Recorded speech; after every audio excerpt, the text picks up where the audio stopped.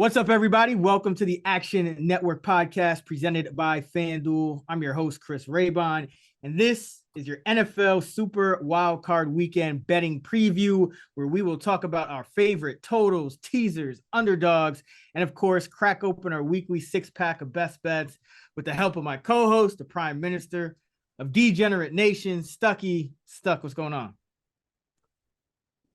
Hey, what's up, brother? Playoff time is here.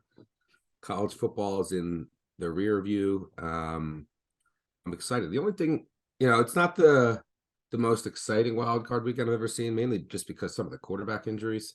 But that's why we have betting, which always makes the games exciting. I just really wish, and I've said this on Twitter for the last 2 years a lot, so it might sound like a broken record. But I really wish you just did 3 on Saturday, 3 on Sunday. Like, give me the NFL triple header on Saturday and Sunday. And there's no worry about rest or anything, but I don't need a Monday night game. I know that that's all about the TV ratings, but man, I just get me on my couch for 3 straight NFL playoff games on Saturday and Sunday. And then let's go to the next weekend, which for my money is the best weekend of the NFL season. And that's the divisional weekend, which should be really good this year. But yeah, I want that triple header on both days, but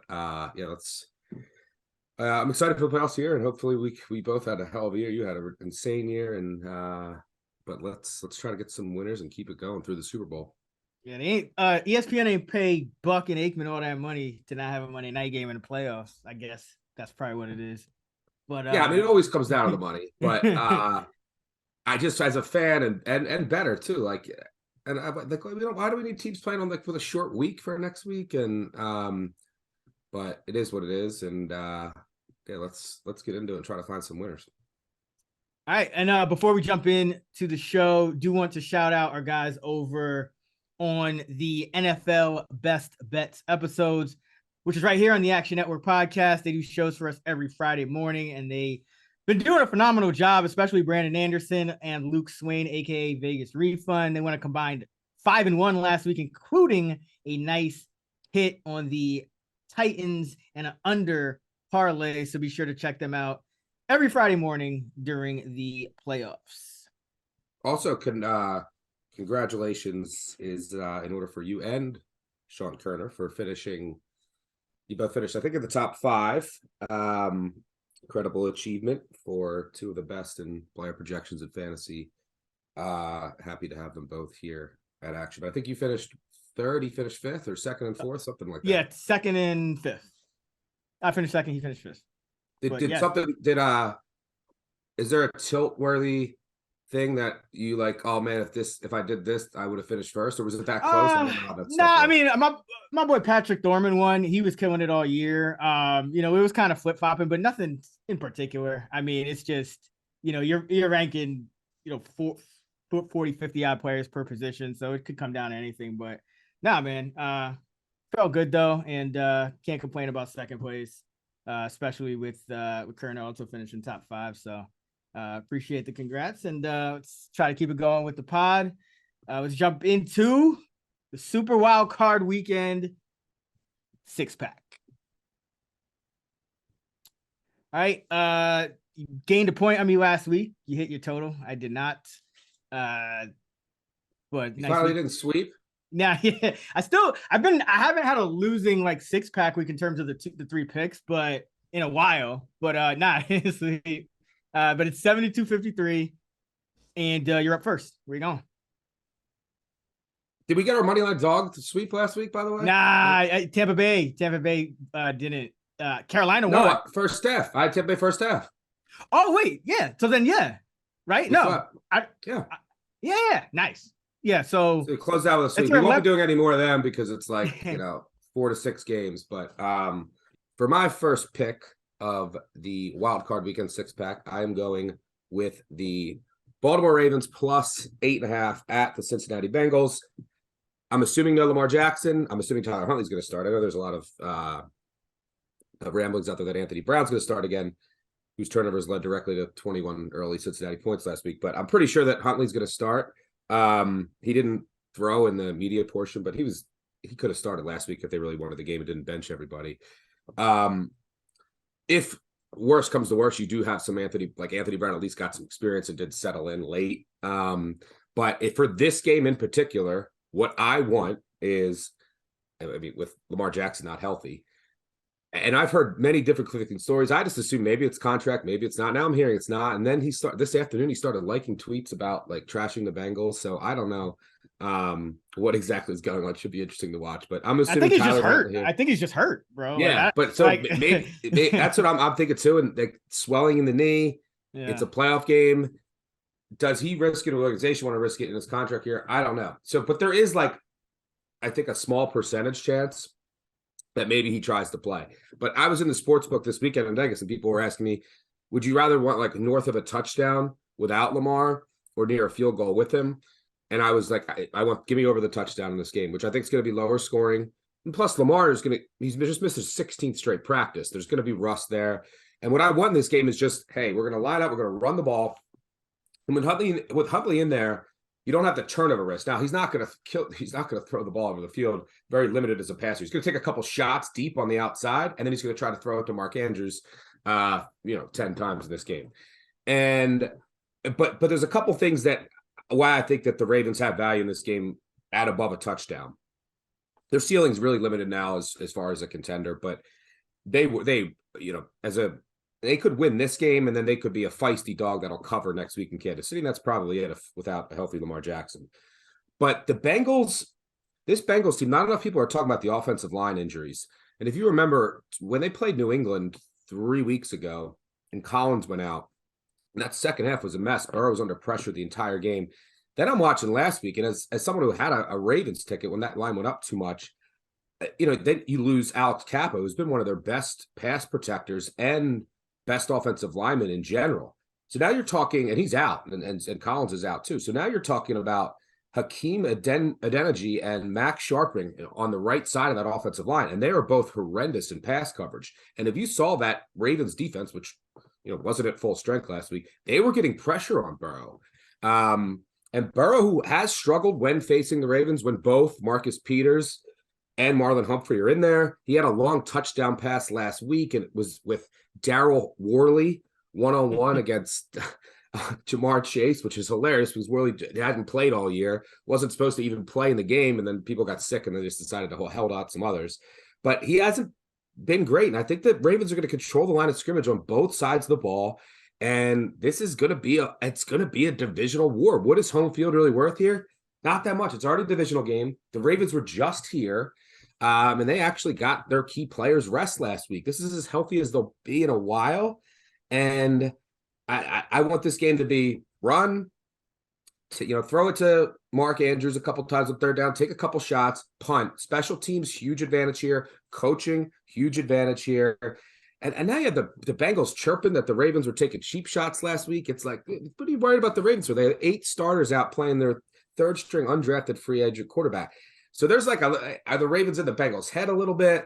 I don't know, but anything over a touchdown here is a classic Harbaugh playoff spot, who's 5-0 straight up and against the spread on the road in the wild card round in his career, covering by 16 points per game in those 5 games. He's also the most profitable coach against the spread on the road in NFL history. It's just an organizational game where the Ravens, and look, the total is sitting at 41. I think it'll be super low scoring. Last week actually it gave me a lot of encouragement for how they can look in this game with Huntley in there and just, okay, let's play field position.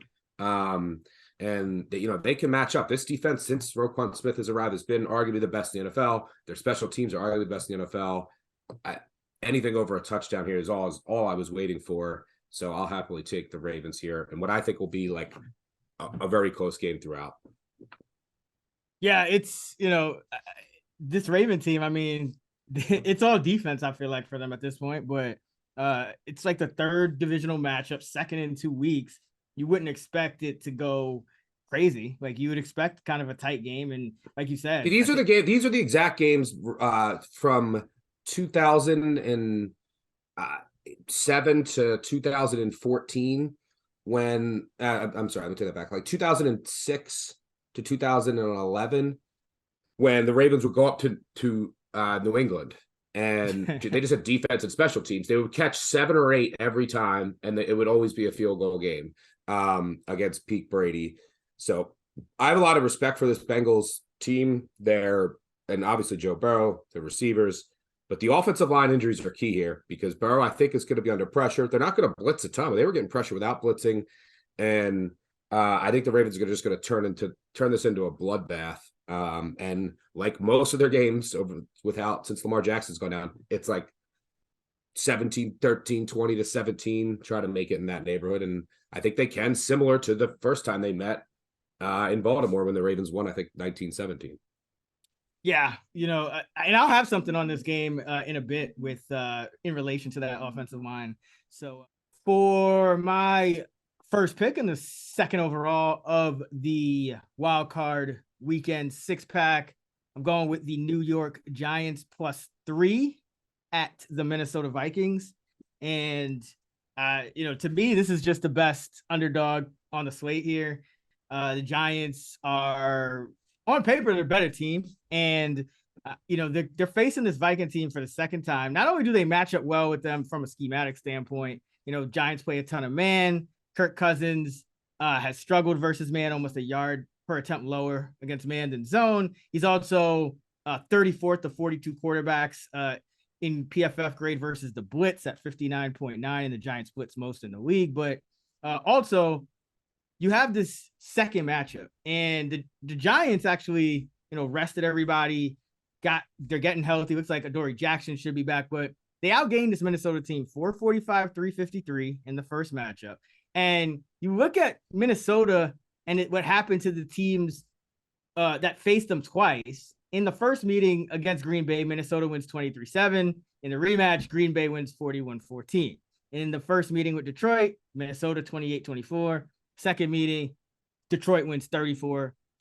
So I think the Giants are going to have an edge here, being that they rested everyone, just were able to prepare for this Minnesota team and are facing them a second time, because I don't think this Minnesota team it's not that hard to beat. I mean, the Giants came up just short in the first matchup, had a couple turnovers, but as I said, outgained them by nearly 100 yards. And that's kind of been the story with Minnesota. They've gotten outgained in most of their games. And this Giant defense, not great statistically, but does step up in situational spots, third down, red zone, top 5 in both. So all I need is a couple stops here, but because I don't really think the Giants are outmatched at all in this game.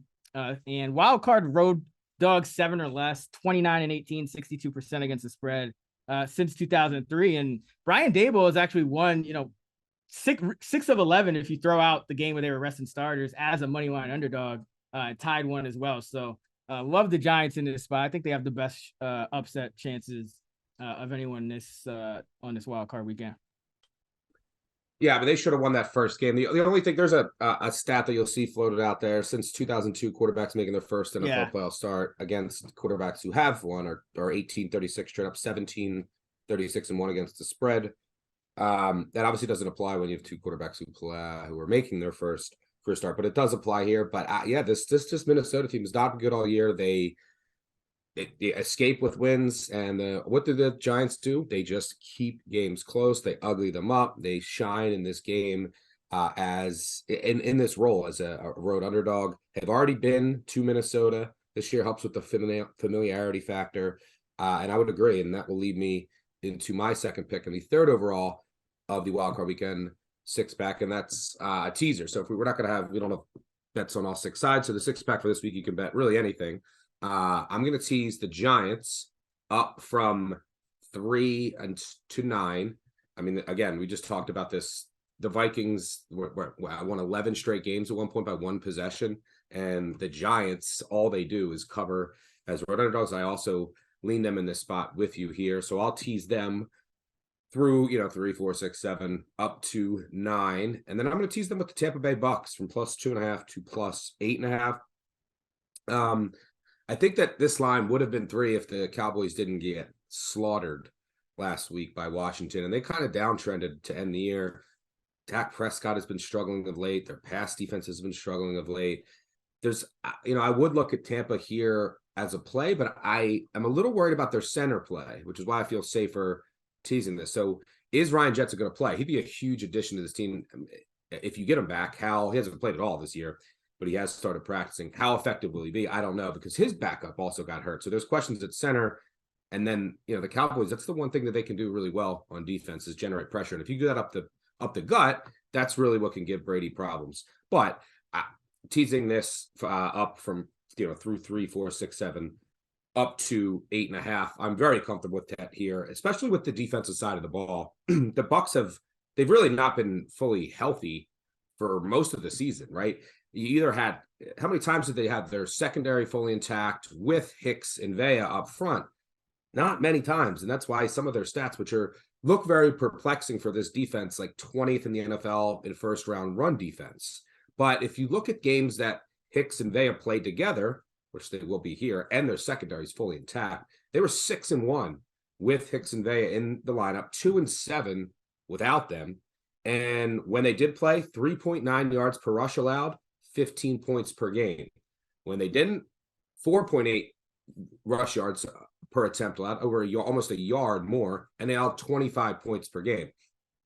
So they make a huge difference up front. And I think right now with this Dallas offense, if you can really slow down their early down runs, which I think Tampa will be able to do here, and I think you're going to see a lot of man coverage on the back end. Dak's really struggling against man right now. I think go back to that Philadelphia game when he went 25 of 25 against zone with 300 yards and 3 touchdowns, and then was like 1 of 9 with a pick against man. But I think you're going to see heavy man here. You're going to see, some pressure on Prescott, who's just really struggling. I don't think he's trusting his reads. He's not seeing the field well. And I mean, it's pretty amazing for a guy who missed as much time as he did that led the league in interceptions. So I think that there's more turnover risk here on the Dallas side. And I think this Tampa Bay defense might be the deciding factor. But the offensive line gives me enough pause where I'm just more comfortable teasing this with a really strong teaser piece in the Giants up from 3-9. So, yeah, for my second pick, I'm going to go Giants and Bucs teaser. Yeah, I like that. I like the Bucs too. I think Dallas could be in trouble. I mean, the reason Dak is struggling is because nobody could get open aside from CeeDee Lamb. And CeeDee Lamb struggled a lot in the first matchup against Tampa Bay. I think he caught 2 of 11 targets for like minimal yardage. So, that if that happens again, I mean, yes, you have Gallup. You didn't have Gallup the first time, but Gallup's not really a guy who's getting a lot of separation. Noah Brown isn't either. That's why they brought T.Y. Hilton out of essentially retirement, and they're giving him a meaningful role because they can't get guys open. So this could be a problem. Yeah, that's a good point bringing up that first matchup. That first matchup kind of speaks to a lot of the things that I was just talking to, because that's when the Bucs defense was healthy. It was week 1 of the regular season. They won that game 19-3.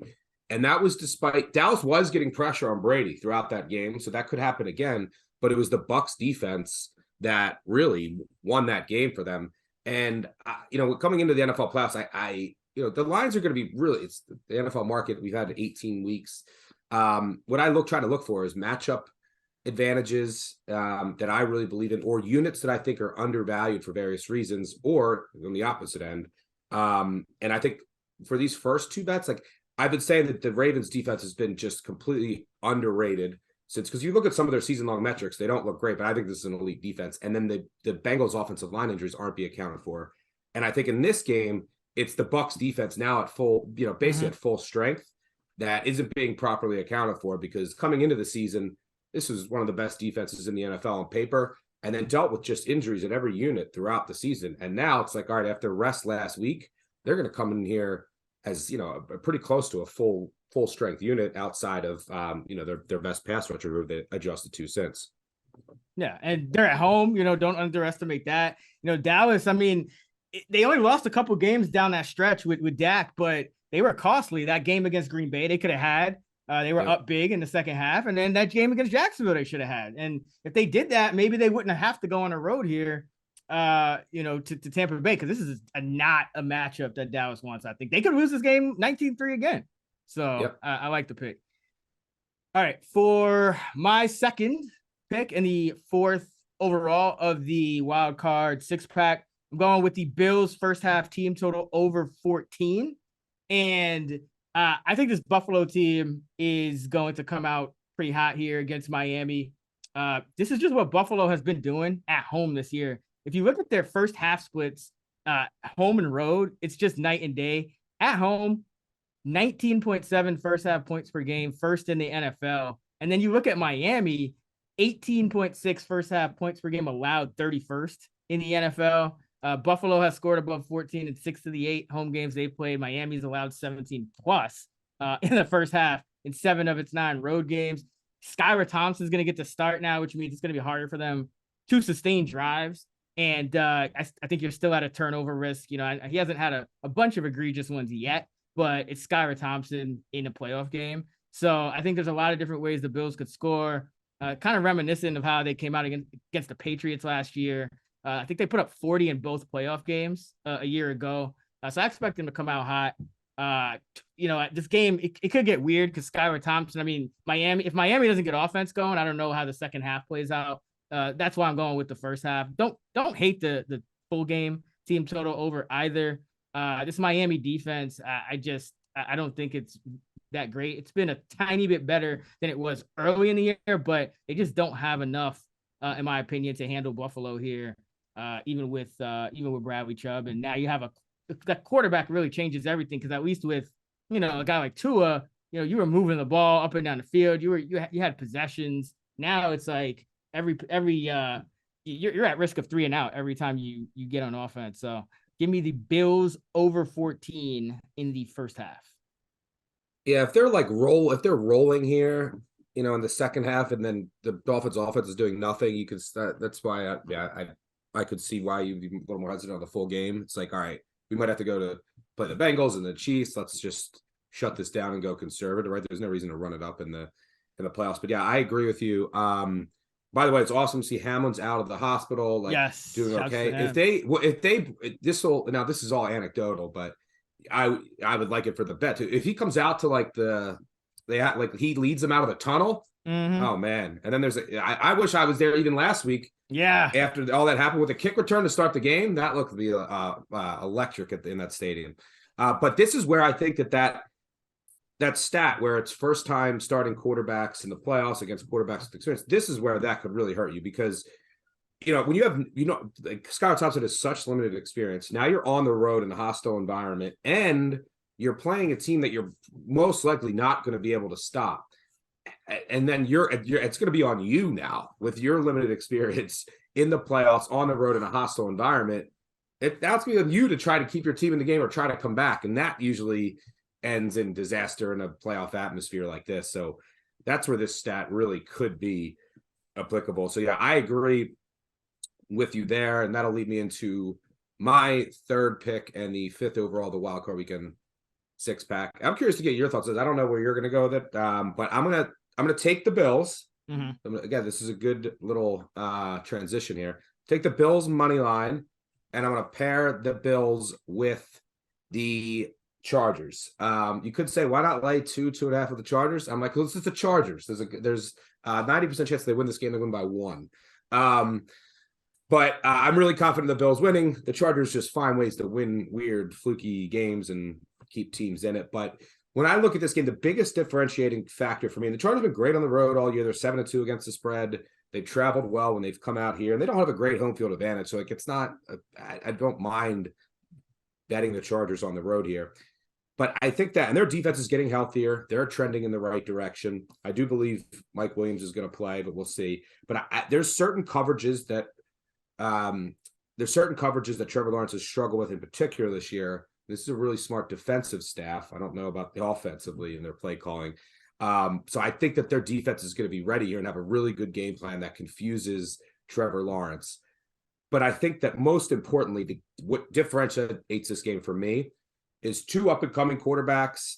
I trust Herbert a little more right now, but I think the worst unit in this game by far is the Jaguars' pass defense. And I think ultimately that's what will decide this game. Even if the Chargers are down late, I think they can come back.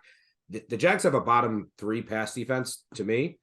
They also are 31st defending the short pass, which I think that's massive here, because one of my biggest complaints, I think it's a lot of people's complaints, is the Chargers don't let Justin Herbert throw the ball down the field enough, right? And they're not aggressive enough, and it's a lot of short passes, and especially on early downs. I think that'll work here. And also, I think that the Jags, when I spoke to like what's undervalued, overvalued, the Jags played nobody all year from a pass defense perspective. They had the easiest schedule of opposing quarterbacks that they faced.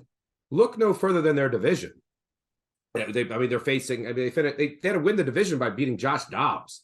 You're playing the Texans twice. You're playing the Colts twice, and then you played some other teams when they had injuries at receiver and quarterback. So if you look at their schedule, it was as easy as it can get for a pass defense that we came into the season said this is their biggest weakness by far. It was the one thing that almost scared me from not betting them to win the division, but I was like, well, we don't have to worry about great passing offenses in this division.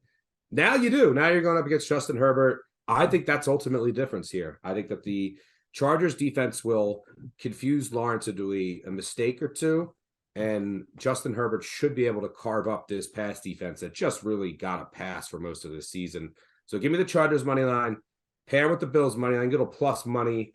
You get another game that could entertain you if you're looking for another bet. If you don't follow Ravens Bills team total, which I also like, but yeah, the biggest reason here is Jags pass D. Curious to get your thoughts on this game.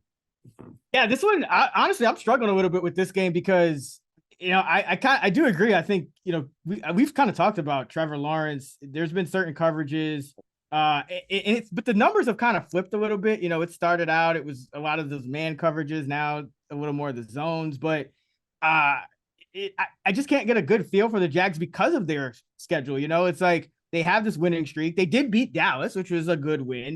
That was really the only good win that they had, and they put up 500 yards of offense. But then, but we also just saw Dallas. Texans.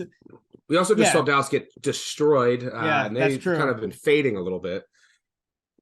Yeah, no, it's really I think this game is probably going to come down to like situational play because the Jags are 29th on third down defense, but the Chargers, I believe, are pretty bad in the red zone, if I'm not mistaken. Let's see. Oh, they're up to 20th in the red zone. So I think it could go either way, but I don't mind the Chargers. I think they're more likely to win this game.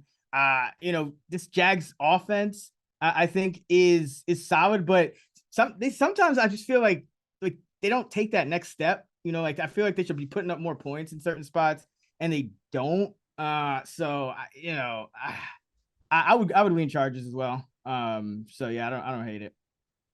But it's a tough game to cap for me, honestly. That's why I didn't make a pick on it. All right. Where you going next?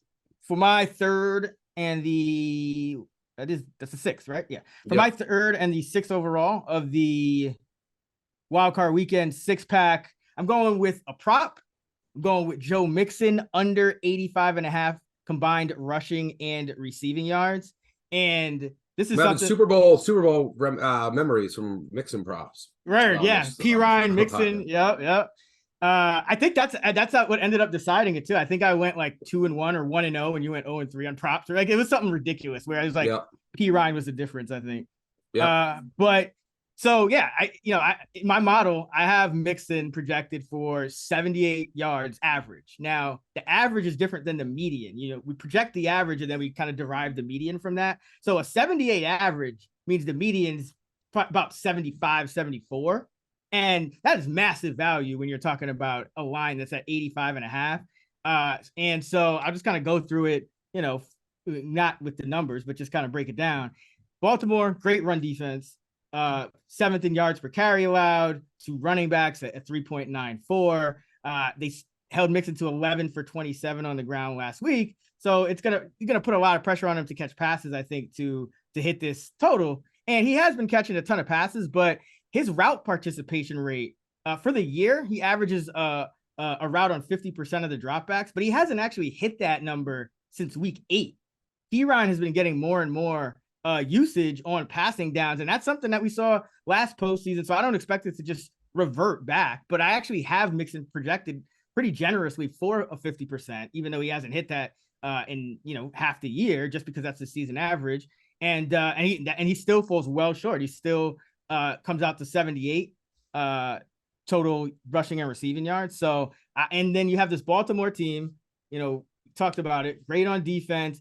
wants to run the ball on the other side, could shorten the game. And then on top of that, you have the Bengals offensive line issues. Not only does that make it harder to run with efficiency, but you might have to keep Mixon in to block on an extra snap or two. So you have just a lot of different things, I think, working in your favor in terms of Mixon going under this one. And of course, if you're right about the Ravens making it closer than people think, that also helps, because probably the worst thing that could happen is if Mixon just runs 25 times for like 55 yards, just slamming him into a wall. So that's how this prop would probably lose. But I'm just showing massive value here on this number. It's early in the week, so I'm sure people haven't really taken too much of a look at props. It's probably why the number is up as it is. But I have the median about 10 yards lower. So if you're listening and it's moved down, I would still feel comfortable betting it into the mid 70s. Yeah, I think that speaks to some of the things why I like the Ravens. I mean, their run D too. You mentioned their run D looks good all year, but their run D is number 1 EPA per rush since Roquan Smith got there, and it's just basically just no one's been able to run on them. And then the Bengals offensive line, I don't think, is being accounted for in this as well, which you mentioned. So yeah, and if this game is lower scoring and closer, like I think it will be, then yeah, that also helps the prop. So yeah, I love this as well. I'll be joining with a rare NFL prop. Yeah, man. It's on FanDuel. Get it while it lasts. All right. So let's recap this, because this is not the normal 6-pack. Again, just open it up to any kind of bet here, since the market is pretty efficient, as you can tell, in terms of the sides and even the totals, I think. So Stuck has the Ravens plus 8.5 at the Bengals, teasing the Giants up to 9, and the Bucs up to 8.5. And then parlaying the Chargers money line with the Bills money line. I have the Giants plus 3, the Bills first half team total over 14, and Joe Mixon under 85.5 rushing plus receiving yards. That is our 6-pack. Let's jump into the wild card weekend coaches pep talk. All right, this week's Coach's Pep Talk is an actual real-life Coach's Pep Talk. It's the leaked audio of Georgia coach Kirby Smart before Monday night's college football national championship game. Who do we want to dedicate this to? I think should we dedicate it to Todd Bowles here? I don't know. I'm thinking Todd Bowles. I don't think it would really impact Todd Bowles. He's just we got to throw it to. We have so many, like Todd Bowles still is Brady. We got to throw it to Mike. That's like McDaniel. We have to let's see, McDaniels maybe. I feel like McDaniel has no chance though. I don't think a pep talk's doing any good for him. Well, that's what I need. He's going to need a historically great Harbaugh and Shanahan. They potentially could have. They're all starting 3rd string quarterbacks in the playoffs. Now Shanahan, he still has his defense. He's a big favorite. I think we should dedicate it to all the first time quarterbacks and 3rd stringers that might have to start.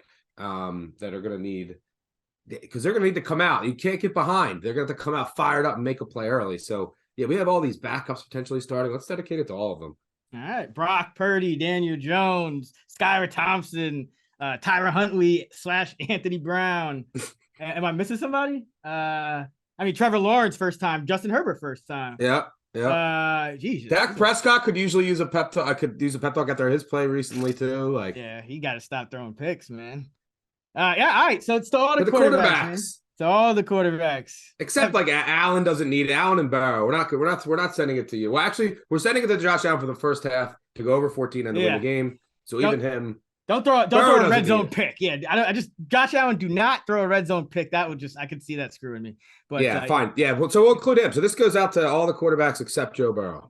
He doesn't need a pep talk. Yeah, he's good. He's good money. All right. Let's get into the best of the rest, which is the games we haven't covered in any other segment, but are still, as they say, meaningful to some. Just one game. You got Seattle going to San Francisco. I mean, Seattle in the playoffs, man. Woo! Not many people saw that coming. Niners favored by 9.5. The total was 42.5. I did think about the under for this game, but then I know Seattle and San Francisco played a low scoring game, but then I'm looking like every other game, San Francisco puts up 30 plus. So I don't really trust this thing to stay under. I mean, you're going to get a good game plan, even if it's run heavy from Shanahan. But what do you think about this one? Yeah, I'm kind of tempted to take the points, like to take. I want 10, and then I was looking under if I get 43. It's a key number now since pushing the extra point back. A lot of familiarity here. We've seen the 49ers just botch this. They just don't cover these numbers a lot, against teams that they're familiar with, and they'll win. They're just too conservative at times. Now, granted, they've been a little different lately, but but now you have to count on Purdy like not having some jitters. I get it. Geno Smith has never made a playoff start either, but he's been around for like Geno. How do we forget Geno? Yeah, Geno. Yeah, Geno Smith too. So yeah, it's the weekend of inexperienced quarterbacks. But yeah, Purdy, like, is he going to throw an early pick? An early pick or two? Is he going to have some jitters here? Now the problem is San Fran can come out and they're just they can heavy run all over Seattle, and we've talked about Seattle's issues in defending the run. But if I can get 10 flat, and then under 43 is what I first wanted to look at. But it's not like I'm not in love with it. This game's pretty ugly. Is this the first Saturday afternoon game? Yep.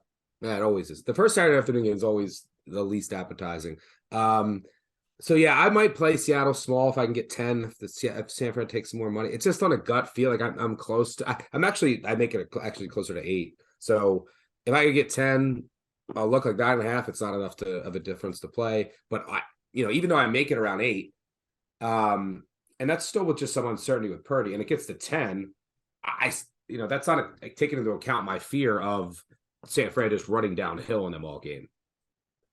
Yeah, and they could very well do that. I mean, reminiscent of that Green Bay game a couple years ago.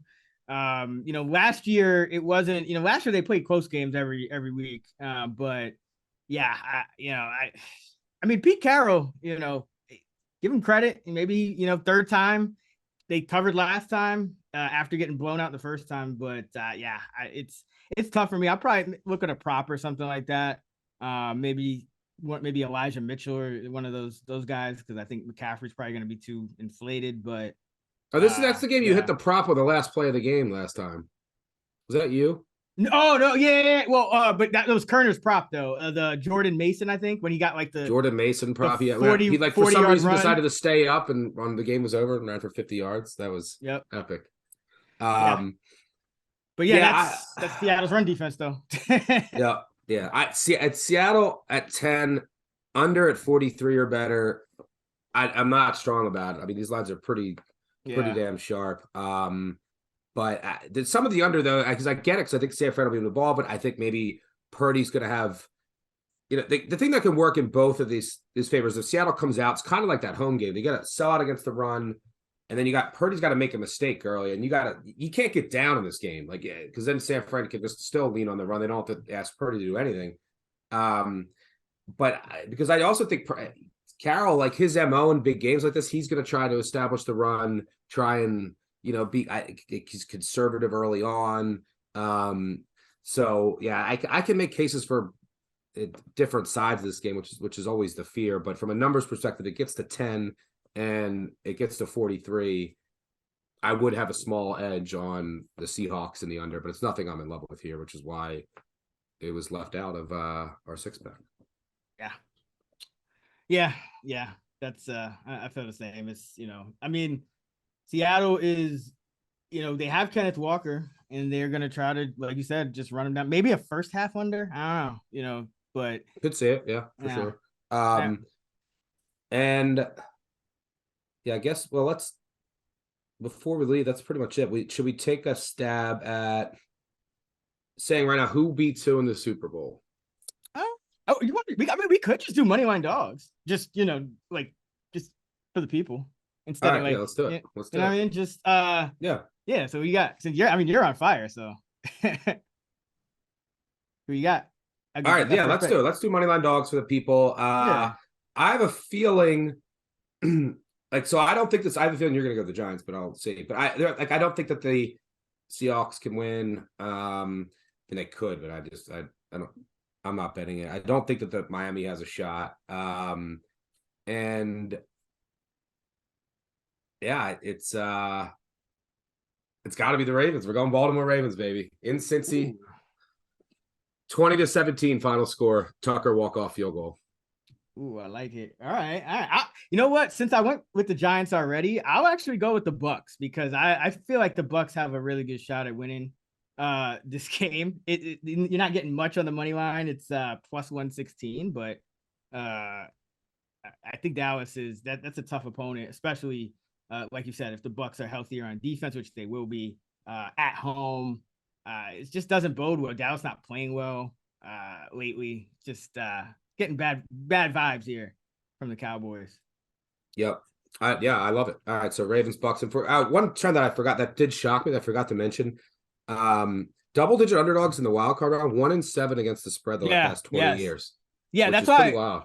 I don't hate Buffalo, to be honest. I thought about laying it. It's just laying 13 points is tough.